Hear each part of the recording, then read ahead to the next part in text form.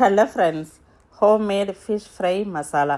இந்த fish fry மசாலாவை தடவி விட்டு ஃப்ரை பண்ணோன்னா கொஞ்சம் கூட கடாயில் ஒட்டாமல் சூப்பராக வரும். அதை எப்படி செய்யலான்னு பார்க்கலாம். ஒரு கடாயில் சோம்பு 1 ஸ்பூன், மிளகு 1 ஸ்பூன், ஜீரகம் 1 ஸ்பூன், கொஞ்சமாக கஸ்தூரி மேத்தி. மெயினாக கஸ்தூரி மேத்தி பார்த்திங்கன்னா நல்ல ஃப்ளேவராக இருக்கும் மசாலாவுக்கு. நல்லா ட்ரை ரோஸ்ட் பண்ணிக்கலாம். இதை மிக்ஸி ஜாருக்கு மாற்றிட்டு அது கூட இன்னும் கொஞ்சம் மசாலா சேர்த்துக்கலாம்.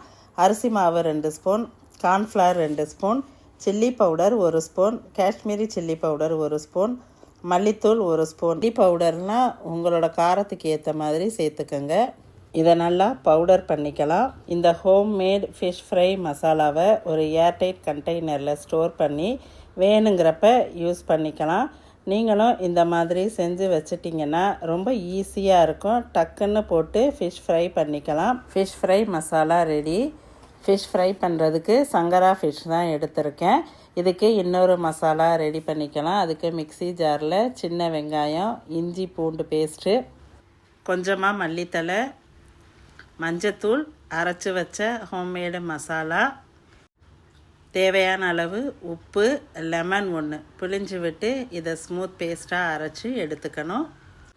வெங்காயம், இஞ்சி பூண்டெல்லாம் சேர்க்காமல் ட்ரையாக இந்த ஹோம்மேடு மசாலாவை மட்டும் சேர்த்து அது கூட உப்பும் லெமனும் சேர்த்து ஃபிஷ் ஃப்ரை பண்ணலாம். அதுக்குமே உதிராமல் சூப்பராக வரும். ஃபிஷ்ஷில் மசாலாவை தடவி ஃப்ரை பண்ணலாம். சங்கரா மீன் முழு மீனாக க்ளீன் பண்ணிவிட்டு கட் பண்ணி வச்சுருக்கேன். நல்லா ஃபிஷ்ஷில் மசாலாவை தடவி அரை மணி நேரம் ஊறட்டும். தேங்காய் எண்ணெய் ஊற்றி ஃப்ரை பண்ணணும். அதுதான் டேஸ்ட் நல்லாயிருக்கும், ஃப்ளேவரும் சூப்பராக இருக்கும்.